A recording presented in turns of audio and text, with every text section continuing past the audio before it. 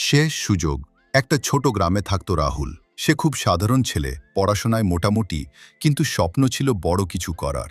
সবাই তাকে বলতো, তুই কিছু করতে পারবি না। বন্ধুরা মজা করত, শিক্ষকরাও খুব একটা বিশ্বাস করত না। একদিন রাহুলের বাবা অসুস্থ হয়ে পড়ল। ঘরের দায়িত্ব এসে পড়ল তার কাঁধে। সেই রাতে রাহুল একা বসে ভাবছিল, আমি কি সত্যিই কিছু করতে পারবো না? পরের দিন থেকে সে বদলে গেল। সকাল থেকে রাত শুধু পরিশ্রম আর চেষ্টা। অনেকবার ফেল করলো, অনেকবার হাল ছাড়তে চেয়েছিল, কিন্তু একটা কথা তার মাথায় ঘুরত, এটাই আমার শেষ সুযোগ। 1 বছর পরে যে ছেলেকে সবাই নিয়ে হাসত, সেই রাহুল পরীক্ষায় প্রথম হলো। পুরো গ্রাম অবাক। যারা বলেছিল পারবি না, আজ তারাই বলছে, আমরা জানতাম তুই পারবি। রাহুল শুধু হেসে বলল, বিশ্বাসটা তোমাদের নয়, নিজের ছিল। জীবনে সবাই তোমাকে থামাতে চাইবে, কিন্তু তুমি থামবে কিনা সেটা তোমার সিদ্ধান্ত। যদি গল্পটা ভালো লাগে তাহলে লাইক, শেয়ার আর সাবস্ক্রাইব করতে ভুলো না। আর এমন আরও গল্প পেতে আমাদের সাথে থাকো।